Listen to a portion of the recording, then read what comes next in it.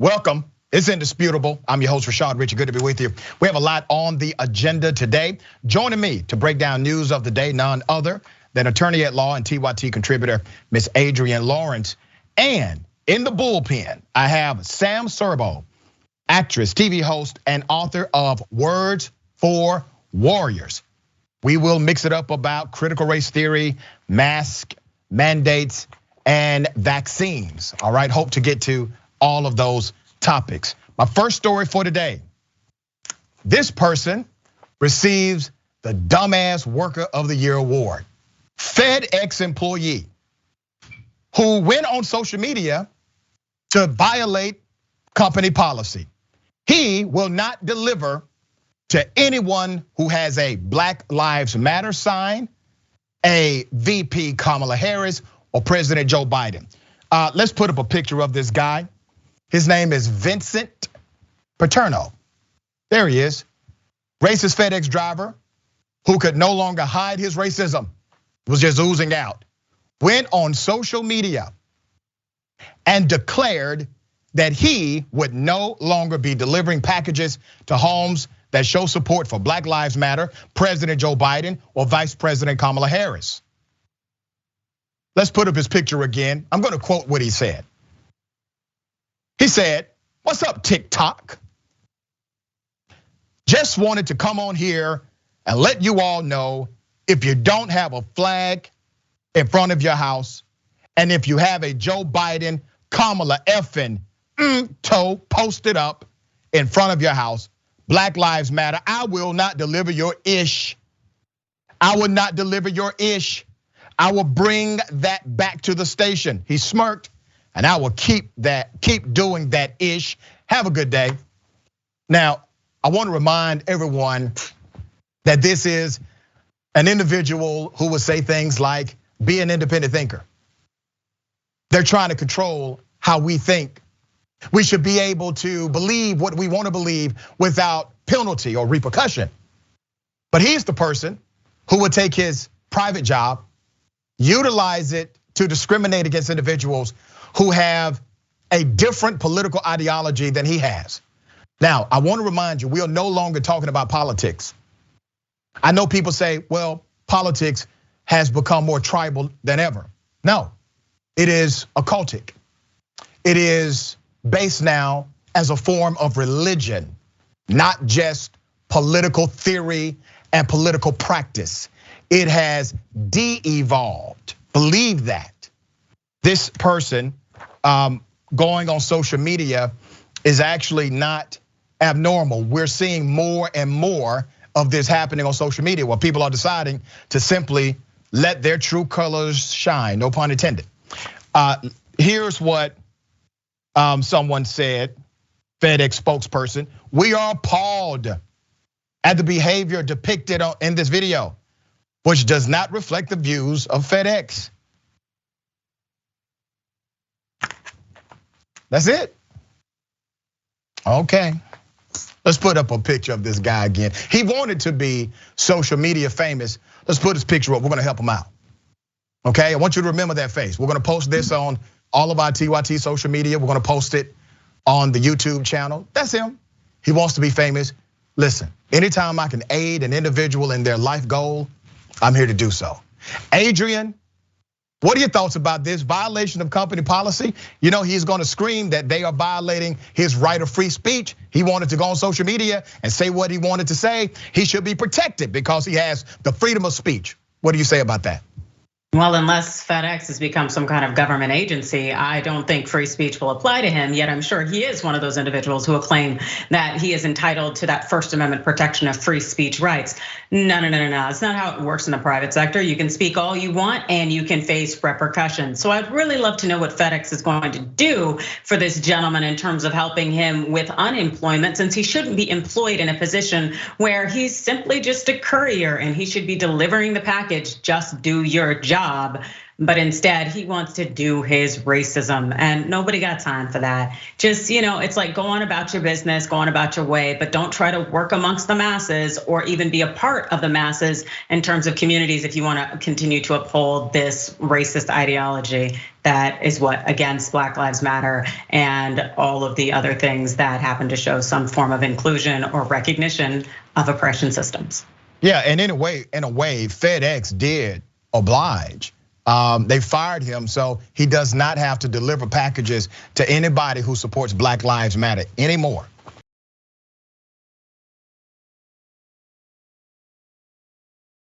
Very sad story. A little girl, 8 years of age, killed by the police. I want you to let that sink in for a moment. Killed by cops. Let me give you background to this very sad story. Prosecutors on Monday said 4 of the 5 people wounded outside of a high school football game, including an 8-year-old named Fantability, who was killed, were certainly struck by what they are calling responsive gunfire, okay?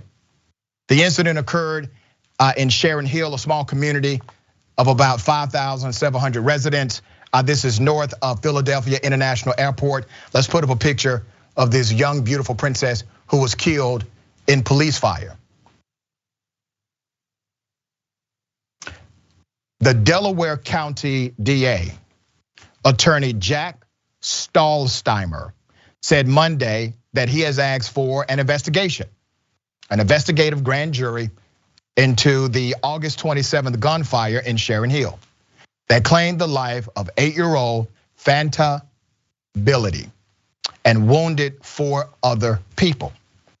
The DA said a group of young males got into a fight that turned into gunfire. This was on August 27th, as spectators were leaving after the game between Pennsbury and Academy Park High Schools. 3 Sharon Hill officers were positioned opposite of the exit. And as the gunfire broke out, a car turned into the street directly in front of the officers, according to the DA. This is a direct quote from Stahlsteimer. Let me read it directly. We have concluded that gunfire combined with the movement of the vehicle precipitated responsive gunfire from the Sharon Hill police officers. Our initial ballistics analysis has concluded with near certainty that 4 of the 5 gunshot victims, including this beautiful young princess, were tragically struck by shots fired by the Sharon Hill police officers. We await final forensic reports. So you mean to tell me that the responding officers shot more people than anyone else who may have shot that didn't have a badge? So the people with badges, they show up and literally shoot the crowd. You have to think about this, okay?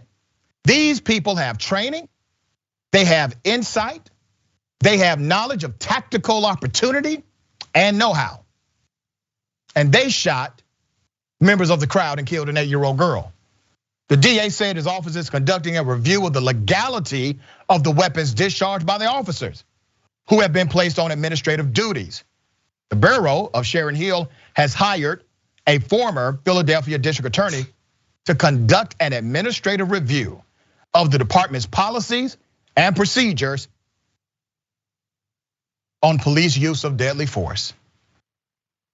The DA also has requested a judge to impanel a grand jury to aid in the investigation of these cops that use deadly force around a lot of innocent people, where an 8-year-old girl, put a picture up again.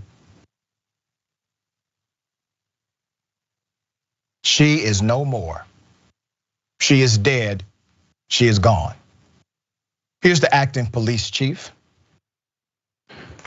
His name is Richard Herron. The Sharon Hill police chief's number wasn't working on Monday, and the department said on its Facebook page that his main lines were still down. Adrienne, there's a reason. There's a reason police officers are trained not only on how to shoot and how to target, but also trained when not to shoot because of innocent civilians. As a matter of fact, part of your training includes innocent and then the suspect, an innocent person and the suspect. They pop up in front of you on these training courses so that you know what to do in the shoot, no shoot scenario. Yeah. Obviously, if you have shot a bunch of people, including an 8-year-old girl who should have been in a no shoot scenario, there's a problem here because this actually doesn't happen every day. Nope, it doesn't happen every day at all, nor should it.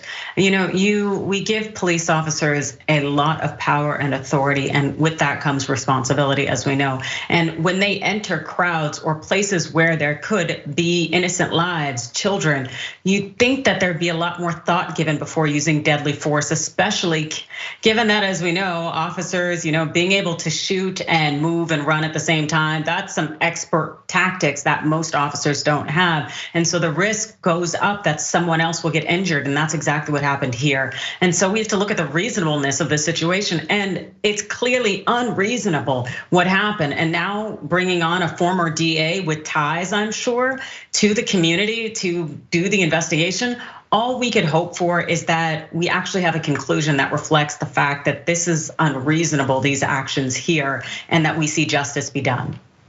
Yeah, and it seems as if there will be an exhaustive investigation. I was a little concerned about the wording of the DA initially because it sounded as if he was taking somewhat of a stance to protect the cops. But then he did request for this grand jury. The prosecutors are looking at this from the angle of policy. There could definitely be a violation of at least policy in the department. But wow, all of those people shot, innocent, and an 8-year-old girl dead, all right? Reform, maybe replace. Yeah. All right. There's a woman, an anti-masker parent, who wants to see the school building burned down to the ground. Here it is.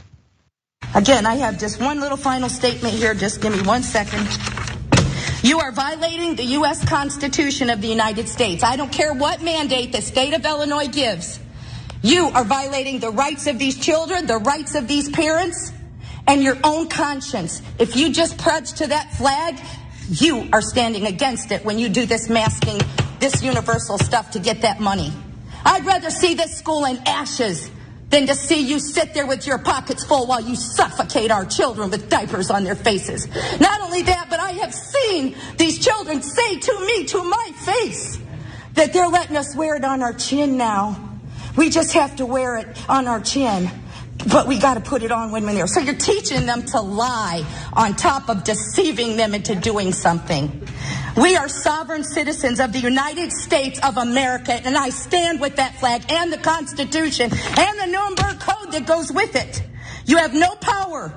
You have no power to usurp the rights of our children or the authority that we have over our children. And because they're not old enough to speak for themselves, we stand and speak for them.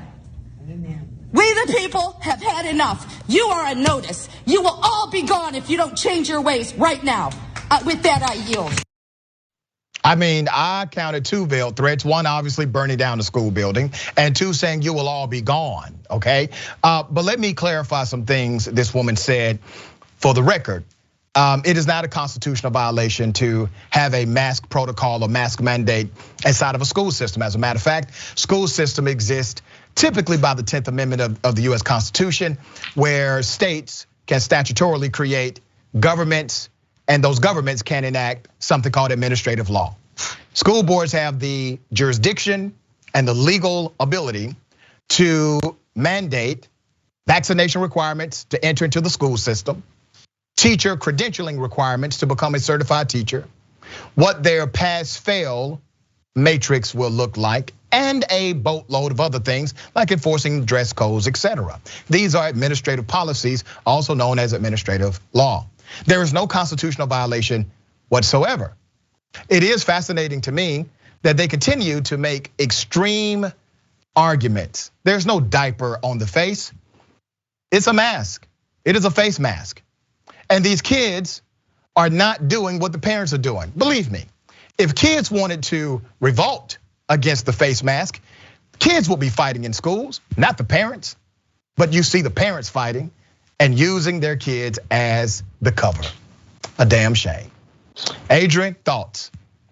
Well, I think you hit the nail on the head in terms of using their children as a cover for them to essentially exercise their political beliefs. And it's unfortunate because as we see, there's been a spike in children being admitted to ERs and hospitals because of the COVID-19 vaccine. Yet these parents are so incredibly losing their ish by virtue of simply trying to keep these children from being infected and harmed. It really speaks to the fact that we do need greater education across the United States outside of our schools. But when you have parents essentially engaging in this nonsense and tomfoolery, what you're seeing and what the consequences will be is less educated people. It seems like it's happened over the decades, and we're seeing the product of it now from these parents. And remember, we always in this country, we always do things specifically to protect children, okay? She says, these children have constitutional rights. They have some. Children have some constitutional rights. They do not have all of the constitutional rights. They do not have the right to bear arms. There's a limitation for the protection, the general welfare of others. And it's amazing to me that the same people who will argue that school systems are violating the Constitution with a mask mandate are the same people who were okay with a vaccination mandate, polio, tetanus, and others. They were okay with that, no issue there.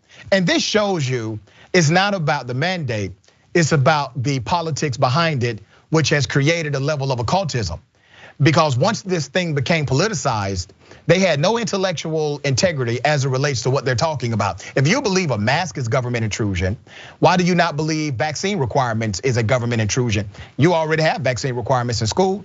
Why are you not making that an issue? Why don't you believe that a dress code requirement is government intrusion? It is an administrative policy set forth by that school system. So I'm looking at the irony here. Adrienne, I try to say it as many times as I can because there are always new people listening.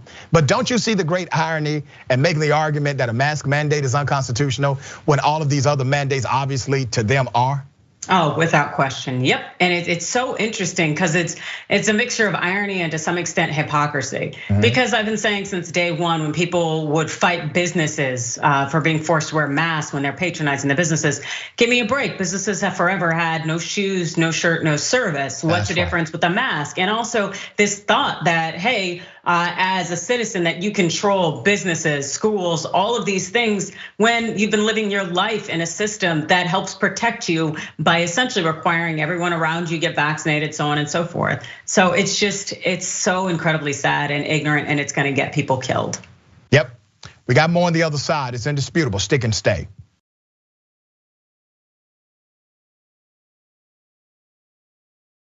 Welcome back. We got a lot of comments. Before I go to the comments, let me remind you, on the Conversation Wednesday, you don't wanna miss it. Senator Nina Turner interviews Jeremy Corbyn. Boom. Really, that's enough said. You know what I mean? September 29th, 5:30 p.m. Eastern time, 2:30 p.m. Pacific time. You can always catch it at tyt.com/live. And don't forget, following Indisputable, the big homie, Jordan Yule, Deep Dive. That's a Twitch exclusive, twitch.tv/TYT. Make sure to check that out. All right, let me read some of these comments. TYT member, next TYT reporter. These are the same people who say Colin Kaepernick shouldn't be protesting on this job. Boom. Cray Souffle, this FedEx guy is soon going to be a FedEx guy. Let the countdown begin. Kelly O'Hara, the poet, 9, with a full life ahead, on her way home and off to bed. Young and innocent, a threat to none, yet somehow still, she's dead by a gun. Bang, bang, it's the last sound she heard. Let this not be the final word. Hashtag, her name was Fanta. Thank you for that, Kelly.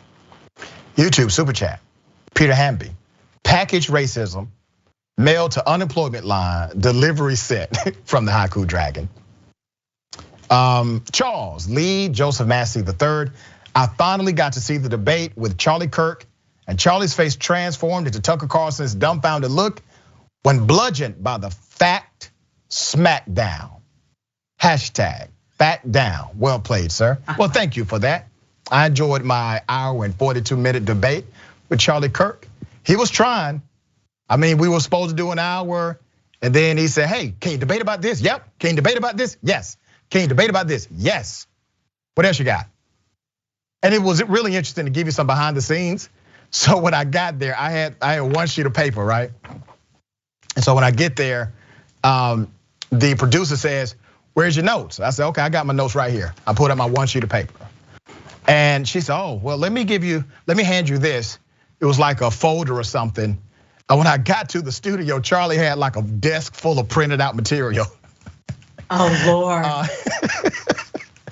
And anyway, it was quite interesting. If you watch the debate, you see all of his papers in front of him. All right. That tells you he had no expertise. Yeah, he was shuffling through those papers during the entire debate.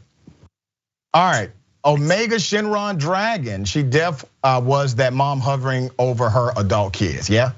Jeffrey Ritchie Dragon. I got my Karen detection shirt today. I can't wait to wear it out. Yes. I wish a Karen Wood tees are available right now. ShopTYT.com. It is a great way to spot a Karen. Anyone who is offended by your shirt is a Karen. It works perfectly. All right. Trudy Lawrence, late getting my tea to get the tea from Dr. Ritchie. Always a good show. If you want service, I'll put on the mask. That's right. We got so many. Halcyon Break, Dr. Ritchie and Adrienne, Indisputable. Devil Dog Dragon, Adrienne, Law and Order Dragon Lawrence. And Dr. Shot, Indisputable Dragon Ritchie. That is so kind. Twitch, Maravina. Oh, Adrienne, you look lovely today. She looks lovely every day. Thank you. Izzy _ Omega. So their story is that a car moved, so killing an 8-year-old girl is fine. That's what their story is right now. Investigation pending. All right. Ladies and gentlemen, I wish a Karen would. You want to call the police on them for having a barbecue on a Sunday? I feel free! Back off! I'm going to tell them there's an African-American man threatening my life. There's a seat right there! You into my face when I sat down! You are a Come my from today!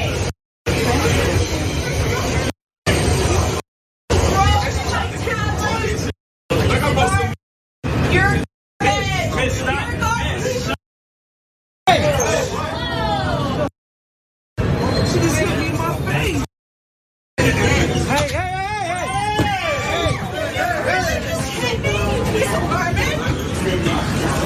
Hey! Hey, stop!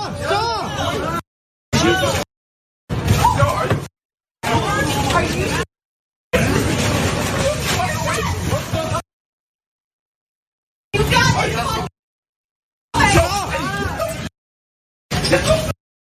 Got in my face! You piece of shit! Thank you! That felt really nice. Okay, let me give you the background. Obviously, they're on the subway. The Karen here did physically strike the young black male first, and he had groceries on him. Well, she continued to assault this young black male. And anytime I see something like this, just personally, I always have a level of mixed feelings because this is still a woman, but the woman did assault the young man, okay? Let's be very clear about the engagement of what happened. After that, this Karen decided to attack another black male who had nothing to do with the initial altercation. As a matter of fact, you can argue that he was trying to stop the initial altercation. She then decides to attack him. Now, I pondered on this for a minute. I said, why would she randomly attack the other black guy? you can clearly see they are very different. They look different. They have different heights. They're different. I think to this Karen, they look the same. Okay, that's what I believe. And then as the young male who was involved in the initial altercation was trying to get off the train, trying to leave the situation, she grabs him. She then rips his groceries out of his hand. Now, I'm not saying it was right for him to douse her with, I don't know, maybe milk or water. But that move at the end where she was yelling and the milk or the water was flowing, I laughed at that. It was funny to me. Okay, Adrienne, what are your thoughts here? I definitely feel bad for the man with the groceries as someone who has lived in New York City and knows what it's like to go down to the local bodega or finally find a grocery store and then to carry them on mass transportation during a pandemic. And you touch my groceries, I swear it's all over. It's a wrap, the day's over. But on top of that, her behavior, absolutely absurd. I know we have this kind of, I'm just gonna go ahead and call it antiquated belief system, the thought that, oh, you should never hit a woman. No, I don't subscribe to that. I think the weaker party or the party with less physical power should not be striking and hitting someone else, regardless of what the gender is. But if someone does attack you, you have every reason and right to defend yourself. And that seems to be what is happening here in this video, because otherwise we'd see smaller people, typically women, just going rogue and smacking people and individuals having no recourse. This woman here attacked that man and then decided to attack another man. Get out of here with that. Yeah, and what was interesting about the second guy she attacked, he picked up his things. He just got off the train. He got off the train. And let me tell you where that comes from. There's always this sentiment, especially with black men. I've been a black person and a black male since I've been born, and a black man since I was about 27. That's a whole different background. I did not become a man until I was about 27 because I learned how to take responsibility. So the issue of this man running away was because he knew, or at least he believed, that if somebody called the police and police came on that subway, who do you think is gonna get guns pulled on them? He is. He's involved in an altercation. There's a white woman screaming. There are groceries on the ground. There are people running away. He's going to be in trouble, or at least that's what he believes. But that's the reality of the world we live in, right? Yeah. That is it. Yep. The power of white women's tears. It makes you have to walk away even when you're the victim. Yep.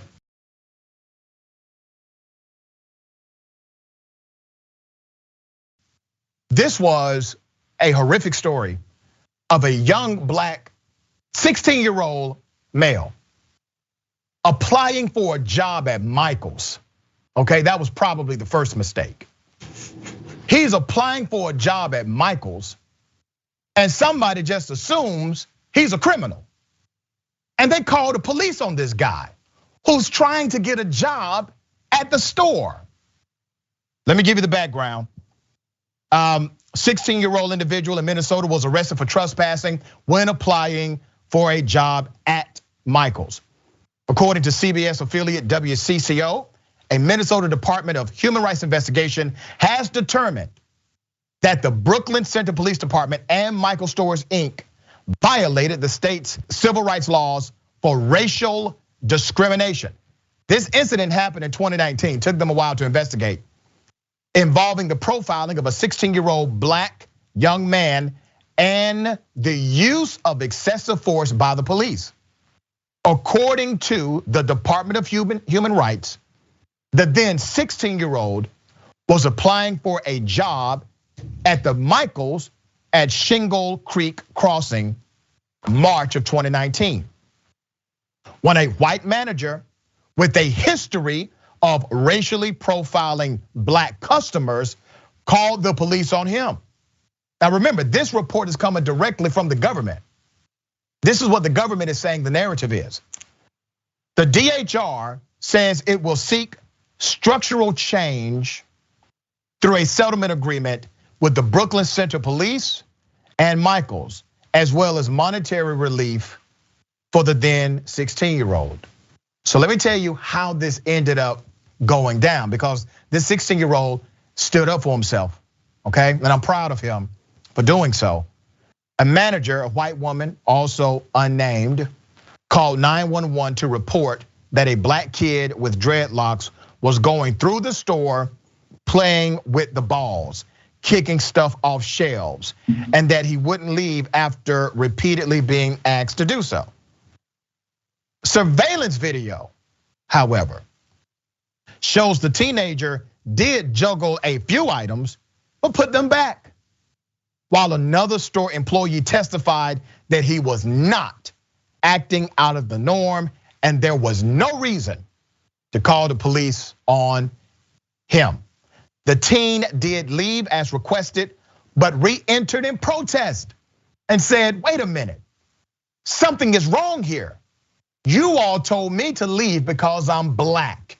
He came back and protested his dismissal. So the manager had somebody call 911. 911 comes, the police come. They arrived seconds after the 911 call was placed.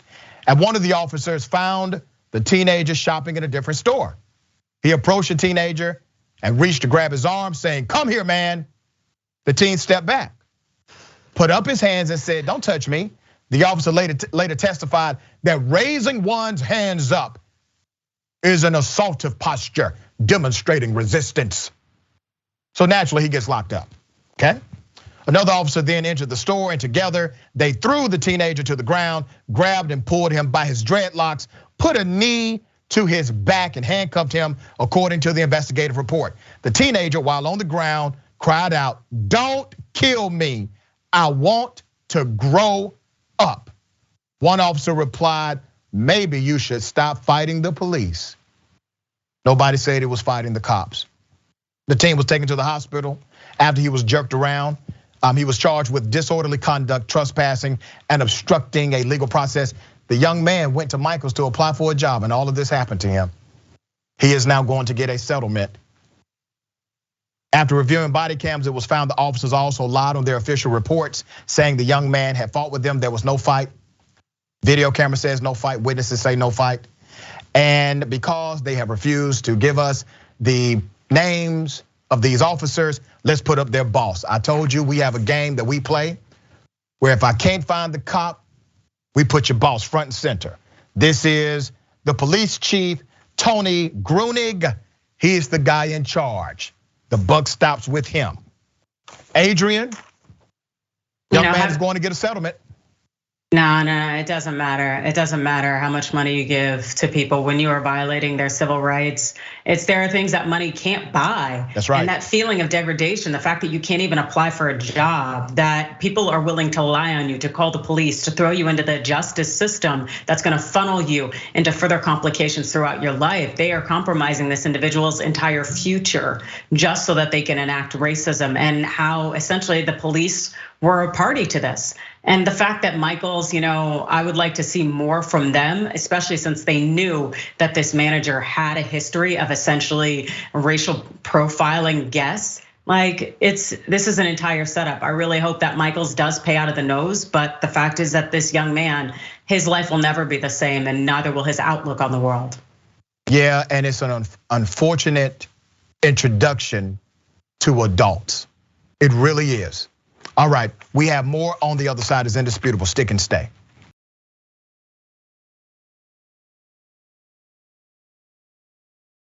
Welcome back. It's indisputable. Let me read some of the comments. Potion seller. Now I want to hear what 18 to 26-year-old Rashad was like. I bet you would. Really, it's before 18. It's really fascinating. Okay. All right. YouTube super chat. Barrel age millennial. I remember lawsuits in the HIV/AIDS days from individuals knowingly spreading it. COVID is different. But do you see potential lawsuits for COVID? That is definitely an Adrienne question. Oh, absolutely. I think there will be potential lawsuits, but the problem would be if showing that individual in particular had transmitted the virus to you. So you'd have to be in a very enclosed environment to show that level of causation that would be required to essentially pinpoint someone else. But I believe it's going to happen without question. Yep. You just reminded me of some of my law school training, causation, proximity, all of that good stuff. Bernie the Kiwi Dragon.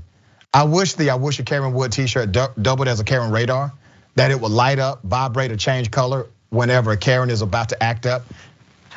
You just gave our team an idea. Takoria. I'm sorry, I'm trying to say it right. Forgive me if I've slaughtered it. Personally, I think man or woman, doesn't matter. If you hit someone, you get hit back. It shouldn't matter. That's true equality. Francine Wilson, I love your channel. We love you back, and we appreciate you saying that. I said, I wish a Karen would in the grocery store last week when a Karen said, without cause, she wanted to slap my mask off my face. Yikes. Damn. Let me remind you of Senator Nina Turner and her interview with Jeremy Corbyn. That's on The Conversation. That's Wednesday.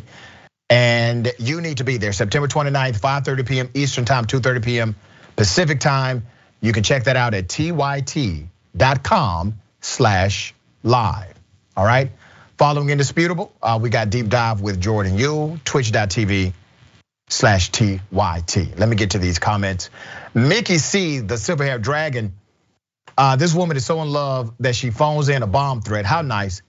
And what is she capable of if she thinks her boyfriend is screwing around on her, even if unproven?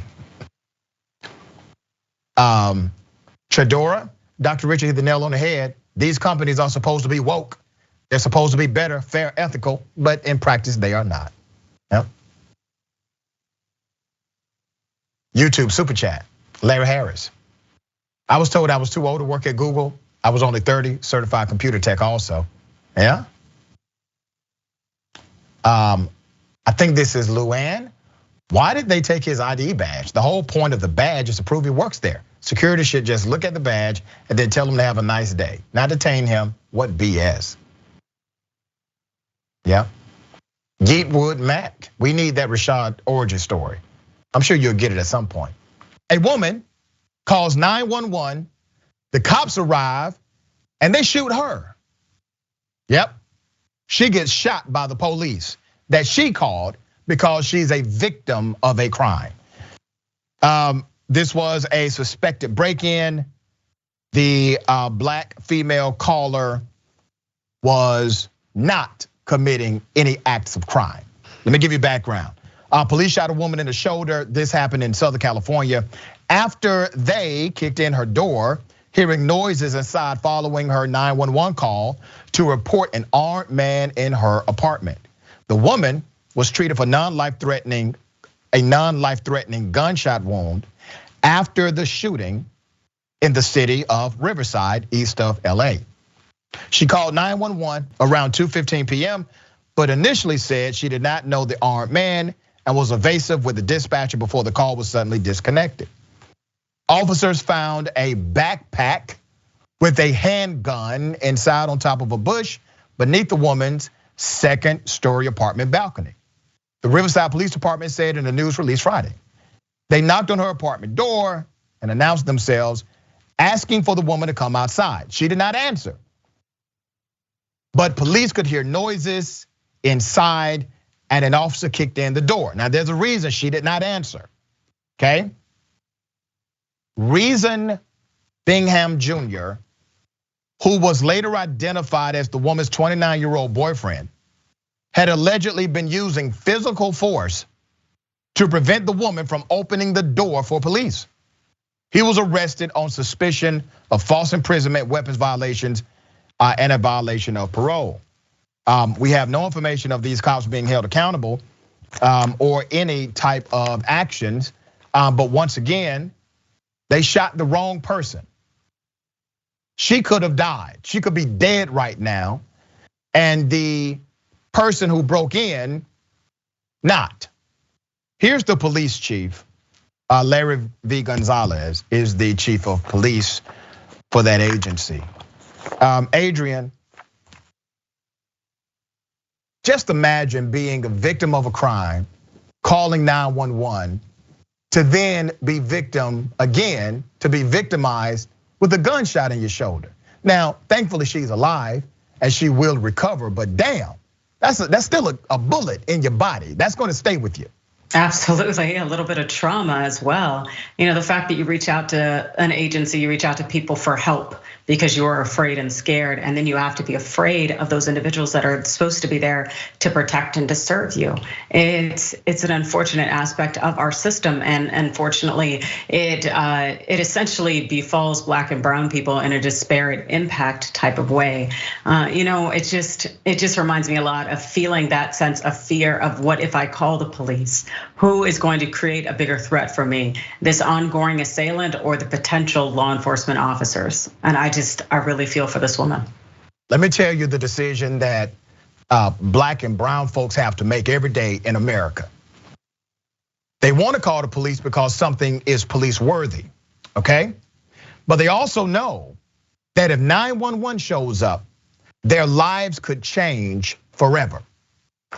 That something could go wrong, that someone could overreact. And so you have a hesitancy in many communities as it relates to 911. Because as we see in this situation, and with the 8-year-old girl who was killed, police arrive and they make the situation worse. Let's not act as if they made it better. These cops made it worse. Okay, listen, if my significant other loves me this much, I don't need this love at all. There's a woman who allegedly wanted to spend more time with her boo, so she called in a bomb threat to her boyfriend's job so that he could spend more time with her. Let's put up a picture. Her name is Kaylee Blake. That's Miss Blake. The allegation is that Miss Blake called Maine State Police and told them she was going to place a bomb at the Puritan Medical Products in Pittsville, Maine. She called again 2 hours later, saying she was going to put 4 pipe bombs near the facility. State cops got in touch with Pittsville police, as well as Somerset and Penobscot County deputies. They tracked the call to a town of Etna, and they found this woman, Miss Blake, after interviewing people in the neighborhood. Now, I have to pause on this moment because they didn't know exactly where the call came from. They could track it to a particular community. How in the hell did everybody in the neighborhood know it was her? They knew who it was based on their conversations with neighbors, okay? She faces a count of felony terrorizing and was held in the county jail in lieu of a $1,500 bail. If released, she has to stay away from the company's property and cannot contact them. Adrienne, now there are some who will say, hey, that's the kind of love I'm talking about. I don't know who those some are, but I want them to stay very far away from me. The fact that the neighbors knew exactly who this person is, that tells you that she's been up to something before. Like this woman, she's built a little name for herself. And this is something that sounds like it's right up her alley. And I'm dying to know how her boyfriend feels, if he thinks this is flattering or if he's gotten a restraining order. I really don't know, but I definitely want this person to stay very far from me. Yeah, well, this may have been the proof he needs to know that this woman really loves him. And she could be single now, so if anybody's interested in this kind of, hey, there you go. All right, let me go to Google. Google got some splaining to do. Black Google product manager was stopped by security on the campus at work because they did not believe he worked there. Let's put up a picture of Angel Anua. There he is. Angel shared what happened on Twitter. Here's what Angel said. Riding my bike around Google's campus, remember, he's a manager there, and somebody called security on me because they didn't believe I was an employee. Had to get escorted by 2 security guards to verify my ID badge. Angel would go on to say a lot of people keep DMing me asking for the full story. They ended up taking my ID badge away from me later that day, and I was told to call security if I had a problem with it. And that was after holding me up for 30 minutes, causing me to miss my bus ride home. Wow. There's another one. This was really interesting. There's another tweet. This was a response on the Twitter thread. And it says, I was on lunch in one of the micro kitchens. We're talking about on Google campus. I was on lunch in one of the micro kitchens. My radio goes off like, hey Al, when you get off of lunch, can you head over to the second floor micro kitchen? A Googler just reported a suspicious individual in that area. I spent an hour looking for myself. They were reporting on him being the suspicious person. Wow. Google has been criticized for its diversity challenges in the past. In 2018, The Root reported on the company's struggles to keep black talent. In December of last year, a black woman said she was fired from the tech giant after speaking out against racism. Later that month, another black woman took to Twitter to announce her firing from the company. April Christina Curley outlined how racist Google's hiring practices were and said her efforts to recruit black talent from HBCUs were often met with resistance. Now, this is really quite unbelievable to me because the man had an ID. He had a work badge. He's on the campus. They spot him on the campus. He gets the police called on him, or the security. And the security escort him out, take his badge, and tell him if you got a problem, take it up with others. What's going on at Google, Adrienne? Oh, this is great institutionalized racism. Like the fact is that it's really, Google is communicating that even if you work here, you still don't belong here. And that seems to very much be the message. And the fact that the security guards felt completely entitled to continue to perpetuate their slights and microaggressions and racism in this instance because they knew that nothing would happen to them, that management would not come down on them for this behavior and this mistreatment of this black man. So this really says how Google operates. And the thing is, I've heard this is very common among the tech giant world. But the thing is, we have to remember where there is racism, there is sexism, which is also why we see in so many tech arenas, including Google, that they have issues with women and the way in which they treat individuals who are cis or who are not cisgender, hetero norm. Yeah, and these spaces typically are supposed to be more woke than the average corporation. And they are part of different seminars. They will have representatives come to various engagements and events to talk about diversity in the workplace, to talk about innovation, to talk about how they are changing the game and recruiting from HBCUs and making these long-lasting partnerships. But then in practice, Adrienne, in practice, we continue to see a significant disconnect between the rhetoric and reality. When is that going to change? Even with the Black Lives Matter movement, they didn't cash in. They didn't do what they said they were going to do, making all of these massive promises to contribute to the movement. Well, we have to ask ourselves, when are we going to stop doing this window dressing tap dance to pretend we actually care about diversity, to pretend we want to eliminate the oppression system that is racism, sexism, homophobia, and so on. Because it's a lot of these entities are out here, they're really just, again, window dressing and just pretending that they are actually doing something, but they are maintaining the oppressive power structures that have continued to elevate them and put them in positions of power. Very well said. Adrienne, always a pleasure having you on Indisputable. Tell people how they can purchase your book and follow you on social media. All right, so you can get my book, award winner, Staying in the Game, the playbook for beating workplace sexual harassment. You can get it in the TYT shop as well as Amazon, anywhere you want to purchase books, your local bookstore. You can also hit me up on Twitter at Adrienne Law and on Instagram at Adrienne Lawrence. Always a pleasure. Thank you, Adrienne. Thank you. Remember, take care of yourself, take care of each other, take care of the planet. Remember, the truth is always indisputable.